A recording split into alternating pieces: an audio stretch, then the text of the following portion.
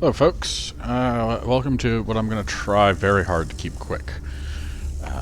Since there is no GAC this week, I thought I'd do a very fast roster review. Also, TIE Defender. Okay. Galactic Chase. Not great. I don't much care for that. Yeah, we'll be working on Iden anyway. I mean, it looks neat. Thrawn invented it, but, you know, hey, whatever. Do what you gotta do. So, first things first with the roster review. You will notice there is no idiots there. That is because just last night I finished. I got Hera up to Relic 5. What a waste.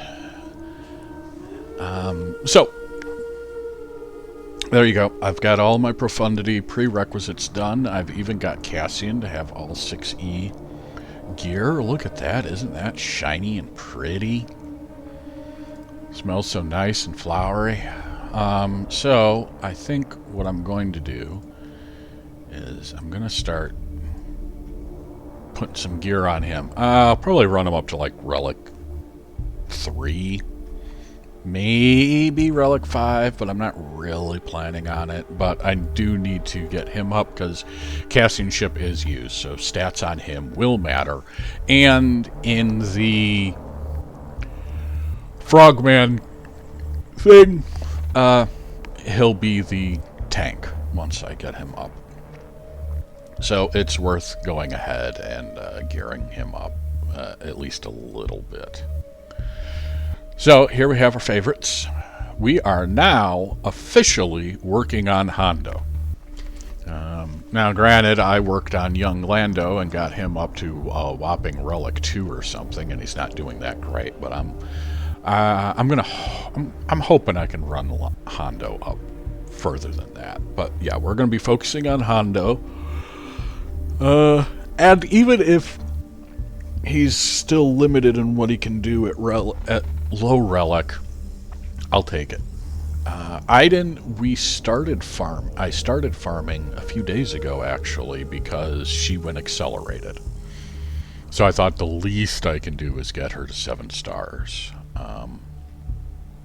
She is also gear 10, so I'll need to run her up to gear 11 for her ship. As typically you need to be gear 11 to max out the skills, or the ship abilities. So we'll go ahead and run all these up for her. There you go, Iden. Don't say I never gave anything to you. Which unfortunately means more Cairo, and currently Hondo needs a Cairo because they added a new one. And it's kind of lame. Potency, tenacity, tactics. And we are still slow farming Ninth Sister, who, oh hey, look at it. She also needs 2 Cairo, because of course she does. So that's our current projects. After I get Hondo up, I'll start working on Kenobi. Yay.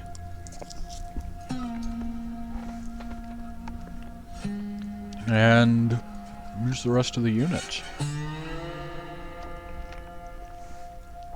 I remember when Mega Whales would talk about, I now have 13 relic characters. I have 20 relic characters and 5 relic 7s. Remember those days? Hell, I remember when I seriously considered spending money to buy crystals so I could buy gear 12 plus pieces. Because it used to be you could only get the right side gear pieces from heroic Sith. Nowhere else. And my guild couldn't run Heroic Sith. And now look at this mess. Here's my first relic character, too. I relicked Wampa first. Wampa, then Grievous. I think then Visas, actually. Because I had to do Grievous because I needed him for the nuke squad to beat Darth Revan. How's that for a blast from the past?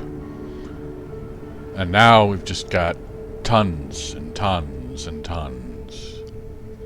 You know, I had a Relic 7 Fennec Shan before she was required, you know. And meanwhile, both my Revans are only Relic 3. And Darth Revan's a relatively recent relic. It's weird. Yeah, my cat's only Relic 3. My Greedo's Relic 6. My Greedo was Relic 4. You know, I've got, you know, my Brood Alpha is a higher relic than Cat. My Talia! I got a Relic 7 Talia. That's for the territory battle. Oh, and while we're at it, I will probably be reapplying Darth Treya's Omicron. I'm only 1 or 2 short from being able to have another one, which I will put on Admiral Radis.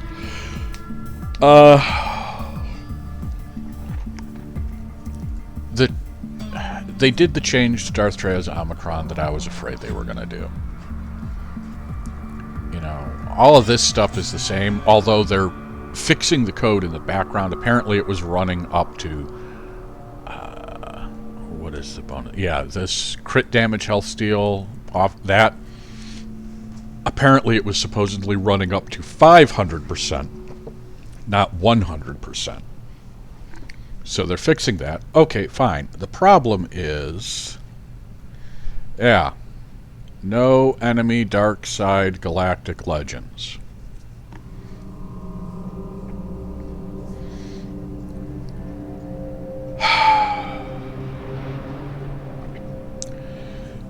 You know, Capital Games, why don't you just put Wallen Grand Arena not against Lord Vader?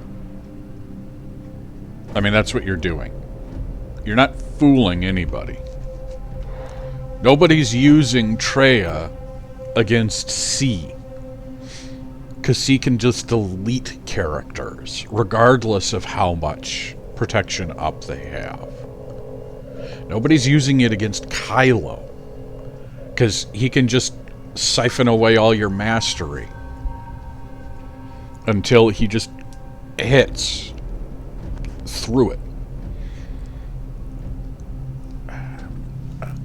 I don't mind nerfs. I don't mind characters being boosted and as opposed to nerfs. What I don't like is things that are just targeted band-aids. So the problem is, Treya and Nihilus could kill Lord Vader. Well, one, that's not a problem. Off-meta counters are a thing. The problem is their bizarre design space with Galactic Legends. They want Galactic Legends to be the most powerful things in the game, except when they aren't. And except when they introduce new characters specifically to be Galactic Legends or Galactic Legend killers. You know? They're not nerfing Darth Malgus, even though he's effectively a Galactic Legend. They didn't nerf Starkiller's ability to drop Ray teams with hardly breaking a sweat. They added Ben, and that did almost nothing. But on the other hand, sometimes they care. When troopers were flattening C, they changed C so that now he gains turn meter. When enemies gain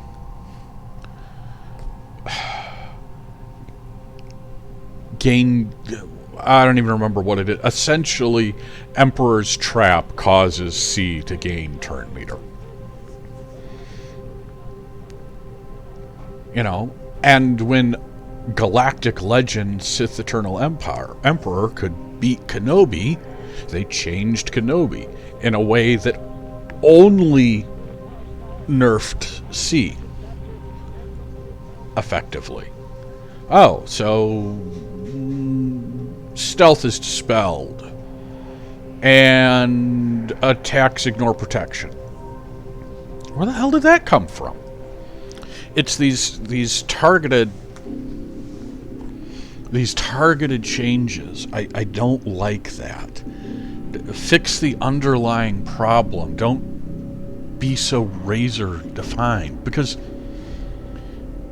this Omicron doesn't do anything for light side Galactic Legends, because by and large light side doesn't debuff. And that's where all the power comes from, is when debuffed. You know? Yeah, Kenobi can drop a debuff, but that's not his thing. That's not Luke's deal. That's not Rey's deal. Just say Galactic Legends. But the other thing is, Fennec's been able to counter Lord Vader from day one. That's why my Fennec is Relic 7.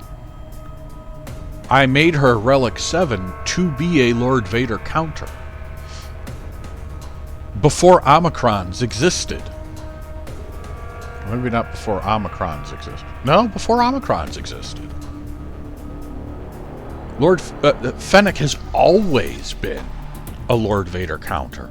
She's a character that existed before Lord Vader, and she counters him relatively hard. She is a pretty solid counter to Lord Vader. Maybe not before Omicrons, now that I think about it. I think Fennec predates Omicrons, but I don't think Vader does.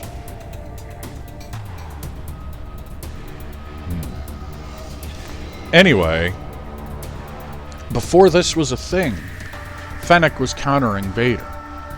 Fennec can still counter Vader. It's bumpier. I mean, this counter was a lot smoother and a lot more guaranteed, but you know, so was the Starkiller counter to Rey.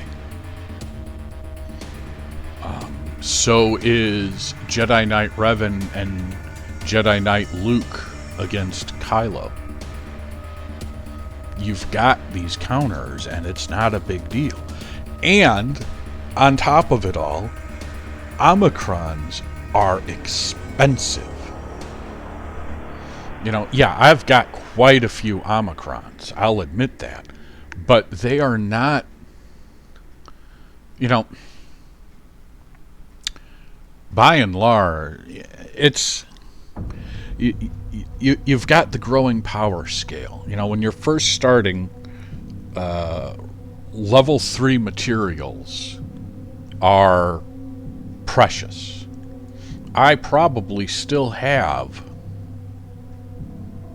let me pull up some old characters, like Lobot. Oh, I didn't put anything in those. Okay. Let me pull up a different old character. Yeah, Hoth Rebel Soldier. Okay. Well, not him either. Ugnaught? No, I think I geared Ugnaught. Okay, yeah. Like this. He doesn't have this relic. He doesn't have this, because when I was putting stuff on Ugnaught, you know, I never focused hard on him. The reason he's gear 7 was so that I could craft these. He was 5 or 4. Anyway, there was a time when these Mark III ability material Mark III, yeah. There's a time in your progression through the game where these Mark IIIs are precious. You cannot afford to hand them out willy-nilly. So you'll see rosters full of characters stopping at level 6 because you can't afford the level 3s. You have to plan those out carefully. 1s and 2s you're never short on. I mean, I've got 36,000 2s. And I mean, right, I could do literally do 1,000 of these. But there's a time when those Mark IIIs are precious. You can't afford it. And so you don't spend them except for when you have to. Likewise, Omegas. But, look at that. I got 1,000 Omegas. I'm not short on Omegas anytime soon. Omegas are something that a lot of people are frequently short on. But, you reach the point where it's like, whatever. If I'm going to put something on this character, yeah, they get the Omegas without even thinking about it. And then as you progress, Zetas. Remember when Zetas came out? How crazy valuable it is? And then you still have people, what should I put my first Zeta on? Nobody's saying, what should I put my first Omega on? Nobody cares. For reference, I believe my first Omega went to, I think I put it on Biggs because it reduced the cooldown of his special to 1 or 2 because it reduced that cooldown, which meant every other turn he could call the assist. And back then, Wedge, Biggs, Princess Leia, and Stormtrooper Han was a dynamite team that just kicked ass and took names. Anyway, now, when I'm running up a character, if I have any intention of using them anywhere, almost guaranteed to give them their Zeta. I've been holding back now. I mean, yeah, I just spent 120 of them on Jabba. So, I'm building up my Zetas, but if some great character comes out that I'm going to go hard on, yeah, I can apply 7 Zetas. So I don't agonize over the application of a Zeta. But you still agonize over the application of an Omicron. These are still super valuable. You don't just put them willy-nilly. Some of us are less serious about them. Some of us are more willing to put them on possibly unwise choices or characters where it would probably be better served elsewhere.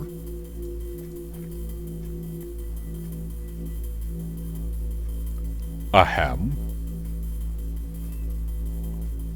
But they're still super valuable. And the opportunity cost of putting a Zeta on Darth Treya,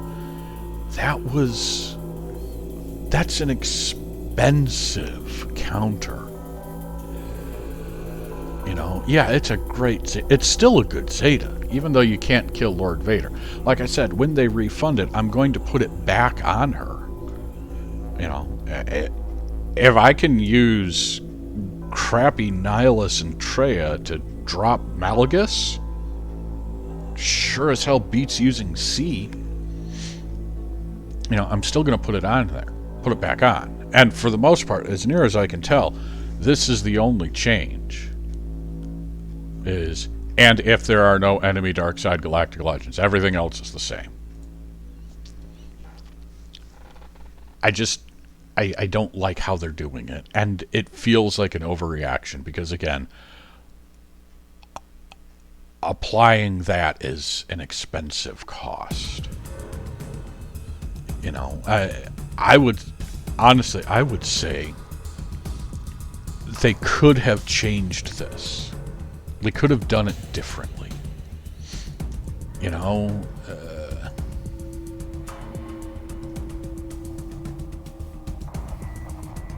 you know what? If they wanted, they could have taken out this crit damage, health steal, max health, and offense. Take that stacking out.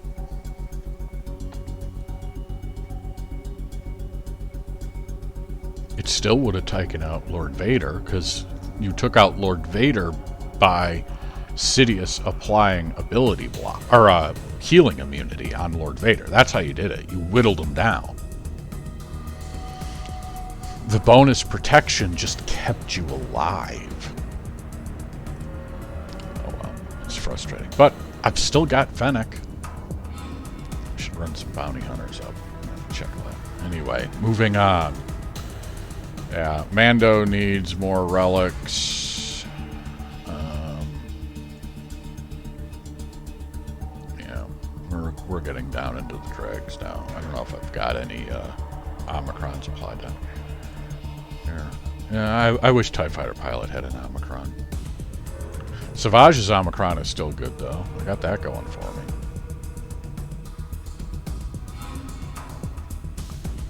Oh, for what it's worth, last week we went 2 and 3, 2 and 1, 1-2, lost 1. We lost the second day. It was close, very close. The third day we won.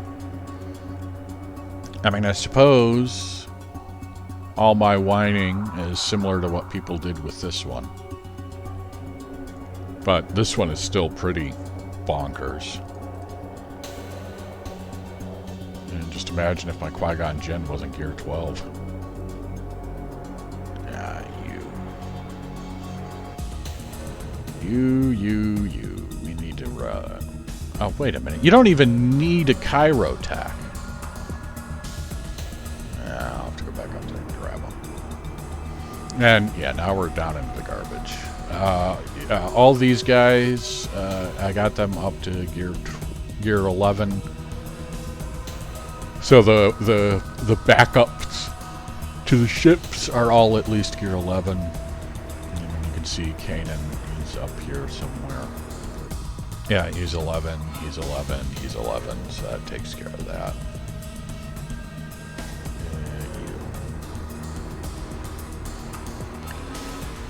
We need... Oh, you need this. Oh, that's a horse of a different color.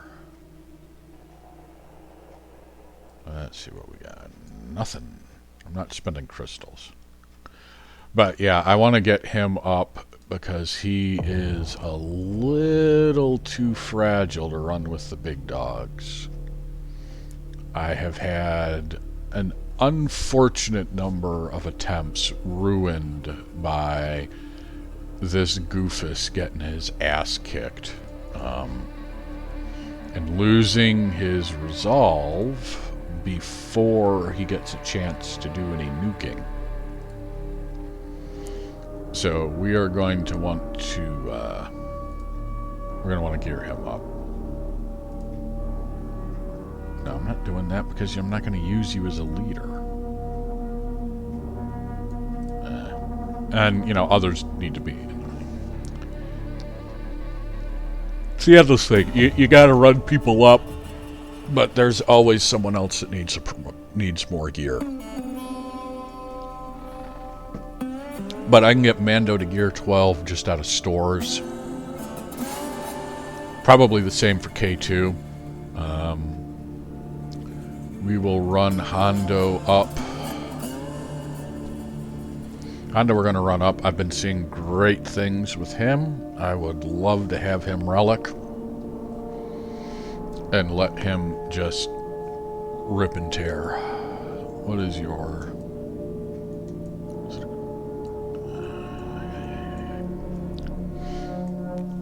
Grand Arena. 25% turn meter for each other scoundrel or smuggler. There's an enemy with captive. He gains an extra...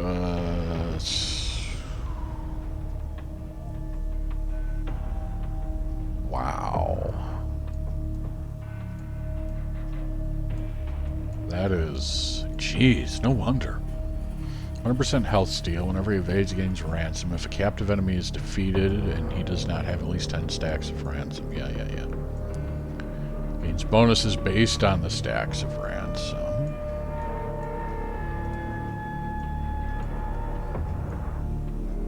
20 stacks, he's recovering 20% health and protection. Jeez. There's an enemy with captive. He gains... okay, he gains 15% crit chance, crit damage, defense penetration, and 3 speed.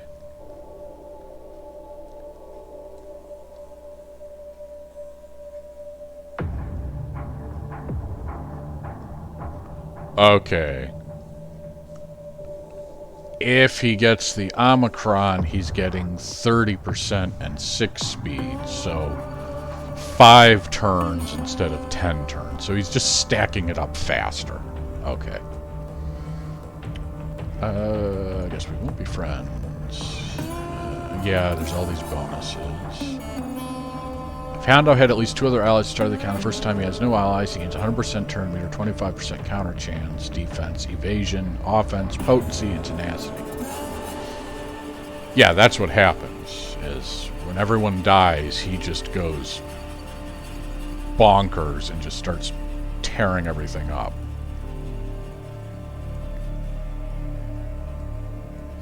And he's doing special, I believe. Yeah. So, yeah, right now he's not doing crap. Outmaneuver, nice. When captive expires, he gains 10 stacks of ransom.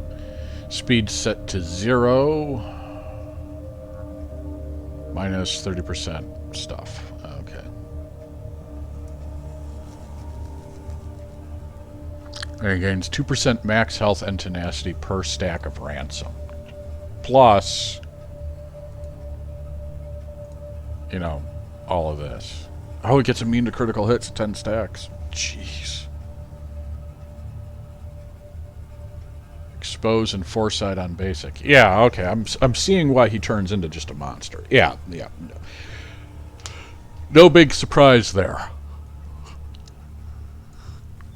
And thankfully, he's an easy farm. I don't have any spare crystals to spend on a farm not to spend on a refresh, but yeah, 8 energy. Yeah, so we should be able to run him up in not very long. Week, 2 weeks, depending on luck. But there you go. That's the state of the coffee cup. Oh, I suppose I can show off ships. There's not really much to say. We're still slow farming those 2. Okay, we're done with ships. But, yeah, that's the big thing. We are profundity ready. It's just whenever the event returns. And we've got our farm. Slow farming Iden and Ninth Sister. Using leftover energy for K2 and the Mandalorian. And we're going to have a whole lot of ship energy left over because of that stupid galactic chase. So I'll probably be doing 3 refreshes of ship energy every day, at the very least. Luckily, unlike the stupid Scythe, which is 330, luckily it is only 80 shards to unlock the TIE Defender. So we'll be able to use that. I haven't looked too closely at what the TIE Defender does. Physical damage for each... I mean, I suppose that makes sense. For each critical hit, stack of resilient defense. If it had special forces, it gains bonuses. Okay. Whenever... oh, this is the unique. Okay, whenever it evades, grant 10% to the allied capital ship and 10% if it has special forces. Its effect... oh, and an additional. So if your TIE Defender has special forces, it's 20%. Tripled for Empire capital ships. 60%. Nice. Whenever it has special forces, if it evades an attack with foresight, okay, yeah, whatever. TIE Defender counts as an Imperial TIE Fighter. You know, why don't you just add a tag? Just add a TIE Fighter tag. And another unique. Really? So basic, special, 2 uniques. Interesting, because usually there's only 1 unique. 10% evasion, offense, max protection. Okay. Whenever it gains resilient defense, recover 10% protection. Alright, yeah, whatever. Wait, it actually has protection? I'll be damned. It actually has protection. Because that's weird. Because the whole thing with TIE Fighters was they didn't have shields. At the start of each turn, if it has special forces and resilient defense, it gains foresight. When it evades, if it has special forces, it heals and gains turn meter. Alright. So we still don't know about what special forces or... Oh, resilient defense is on attack. Okay. There you go. So you have to use it as a reinforcement. That's how it gets the special forces. Because if you don't use it as a reinforcement, you don't get any of the sweet, sweet benefits. Holy cow. Jesus, CG. Imperial TIE Fighter allies gain foresight for 1 turn. Okay. Empire ships gain 1 stack of formation until the end of battle or until it's defeated.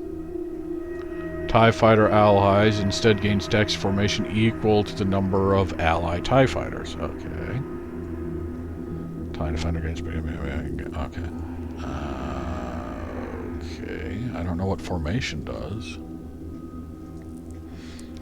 Deal physical damage, remove turn meter, and stun them.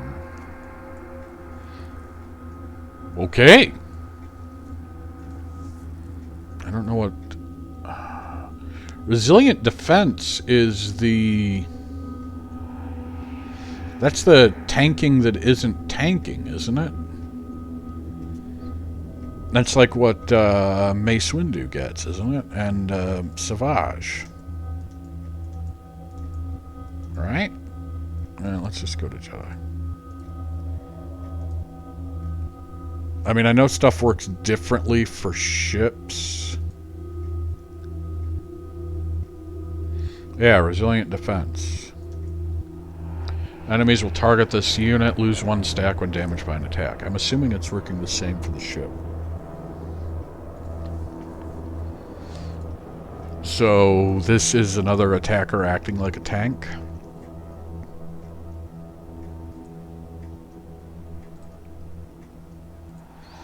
Plus there's the whole formation thing. Well, and it...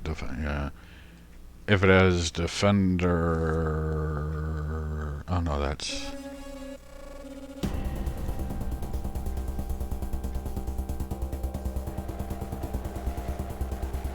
%10 evasion, jeez. What's the bargain basement evasion? 13%. 13% at the lowest possible. 23%? Oh god, this ship is gonna suck so hard to fight. Let's see if they've tweaked. Do you count as a Imperial TIE Fighter? I'm guessing not. Because it's not a TIE Fighter, it's not a twin ion engine. Does this count as a TIE Fighter? Let's see, where would it be? It would be here.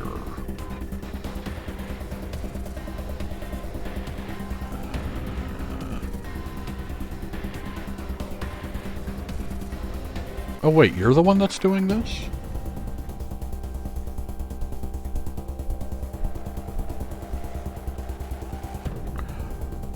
That's how... I knew something was reducing it. I just didn't remember what. Okay, so it's got to be you with the interceptor and reinforcements. That's really weird, but okay. Alright, so you apparently do not count as an Imperial TIE Fighter. You're an Imperial TIE Fighter. Do you count as an Imperial TIE Fighter?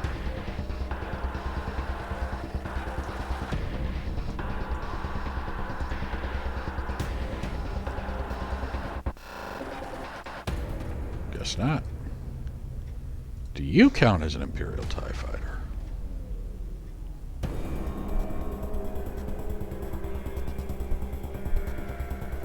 Guess not.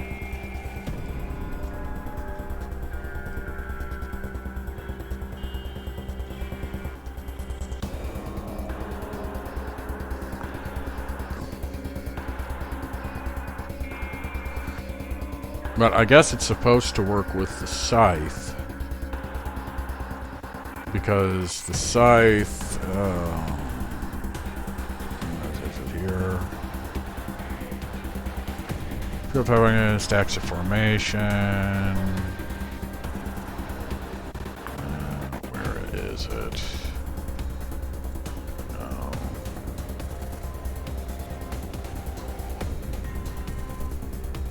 If it's Executress, summon two crewless Imperial TIE Fighters. Right. Yeah, so it's supposed to be used with... So they want Scythe... TIE Fighter.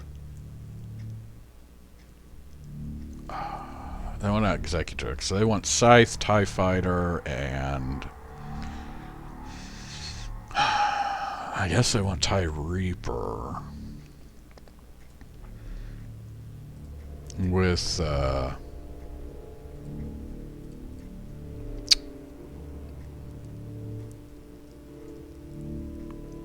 Defender and Reinforcement. And then I guess what they want is for Chimera to use the Bomber, the Interceptor, the TIE Advanced, and the Shuttle. I think that's how they want it split up. Because they keep talking about how the TIE Defender elevates the Executrix to new frightening levels, but it's like, only because the Scythe is creating ghost TIE Fighters, and the Scythe only does that with the Executrix. If you don't care about the ghosts, because the TIE Defender is pretty gnarly as is, you could certainly use it with the Chimera or the Executor. And to be honest, Thrawn invented the TIE Defender, so why aren't they marrying it to the Chimera, which is the ignored ship? Which is weird, because when the Chimera came out, it was just bonkers. It was the best ship in the game. And now it's second worst.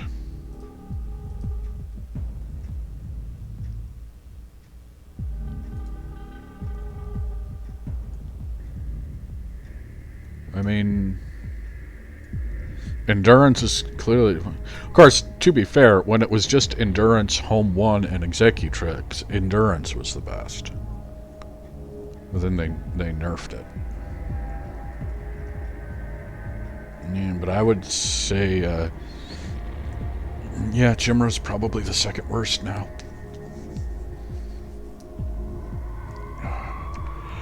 Oh well. They don't ask me. Anyway, this has gone on long enough. This is way too long for a roster review. And also, check it out. We're getting close. We are getting so painfully close. What's that? 55,000 for an unlock. Good lord. Yeah, look at that. 55,000 at the unlock, whereas this is 45,000. 57, 65, 66.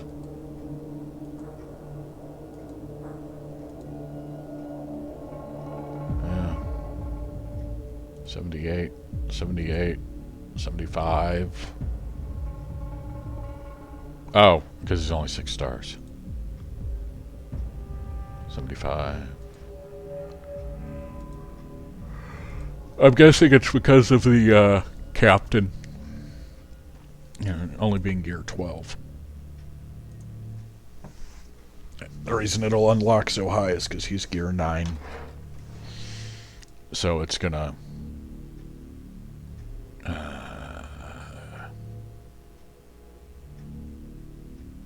yeah, so 37,000 from Frog Boy.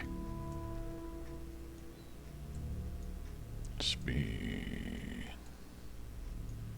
Yeah, the stats are weird. Alright, that'll do it for now. Next week, week 1 of GAC, I may or may not be able to have it recorded. I've got stuff that has to be done on Wednesday at the times that I normally record this. So I may not be able to. I might miss that first week. I will try to get it up, but it may not happen. So stay lovey. But until next time, folks, have a good one.